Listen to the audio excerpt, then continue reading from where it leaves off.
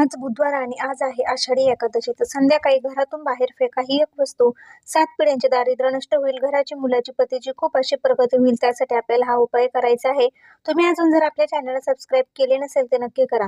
तर आषाढी एकादशीला आपण विठ्ठलाची, भगवान विष्णू आणि माता लक्ष्मीची सेवा करत असतो. तर आपल्या घराला लागलेले दारिद्र्य दूर होण्यासाठी आपल्याला हा उपाय करायचा आहे. संध्याकाळी 6:30 ते 7:30च्या दरम्यान हा उपाय केला तर अत्युत्तम. तिन्ही सांजेचे केलेले उपाय नक्की फायदेशीर ठरतात.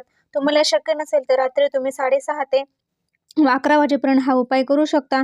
तर आपल्याला संध्याकाळी तिन्ही सांजे तुळशीला दिवा लावायचा आहे. हातामध्ये आपल्याला काय करायचं आहे, काळी जे तीळ घ्यायचे आहे, एक वाळलेला हरपून घ्यायचा आहे आणि 2-3 आपल्याला हिरवी विलायची घ्यायची आहे. हे हातामध्ये किंवा वाटीमध्ये घ्यायचं आहे.